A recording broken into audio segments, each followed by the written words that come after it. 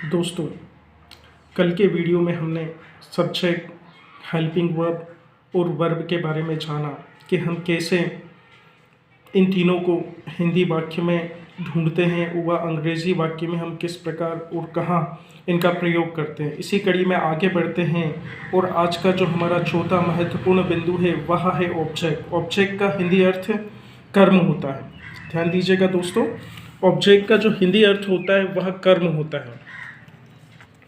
कर्म हमेशा हिंदी के वाक्यों में क्रिया के पहले पाया जाता है।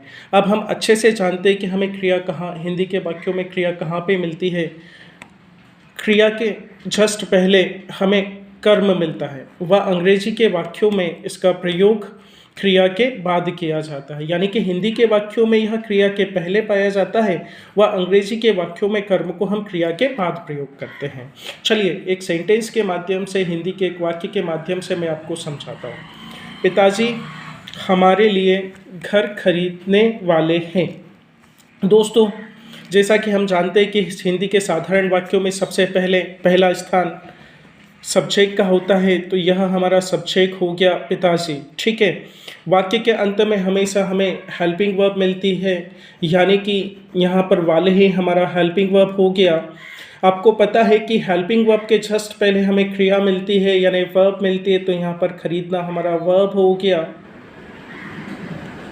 वहीं पर थोड़ी देर पहले डेफिनेशन के माध्यम से हमने जाना कि यदि हमें हिंदी के वाक्यों में ऑब्जेक्ट को ढूंढना है तो ऑब्जेक्ट हमेशा हमें वर्ब के पहले मिलेगा, यानी कि वर्ब के पहले जो हमारा घर है ये हमारा ऑब्जेक्ट हो जाएगा। यानी कि हिंदी के वाक्यों में सबसे पहले सब्जेक्ट होता है, सबसे अंत में हेल्पिंग वर्ब होता है, उससे पहले वर्ब होता है और उससे पहले ऑब्जेक्ट होता है। चलिए एक और उदाहरण के माध्यम से समझते हैं। हम सोनू के साथ बाजार जाने वाले थे।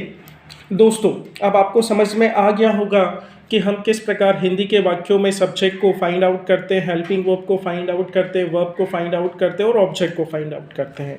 इस वाले वाक्य में सबसे पहले स्थान पर हमें, यानी कि ये हमारा सब्जेक्ट हो गया, सबसे अंत में हमें हेल्पिंग वर्ब मिलेगा, यानी वाले थे हमारा हेल्पिंग वर्ब हो गया, उससे जस्ट पहले हमें वर्ब मिलेगा, यानी कि जाना अपने आप में वर्ब हो गया, और उससे पहले हमें ऑब्जेक्ट मिलेगा। बाजार हमारा ऑब्जेक्ट हो गया। दोस्तों, कुछ महत्वपूर्ण ऑब्जेक्ट होते हैं जिन्हें याद होना हमारे लिए आवश्यक है, क्योंकि यदि हम अंग्रेजी सीखना चाहते हैं तो उन्हें हमें याद करना ही पड़ेगा। बिना उन्हें याद किए हम अंग्रेजी भाषा नहीं सीख सकते। जैसे मुझे या मुझसे के लिए मी आता है, हमें या हमसे के लिए अस आता है, तुम्हें या तुमसे के लिए यू आता है, उन्हें या उनसे के लिए देम आता है, उसे या उससे यदि लड़के के बारे में बात करें तो उसके लिए हिम होता है, उसे या उससे यदि लड़की के बारे में बात करें तो हर होता है।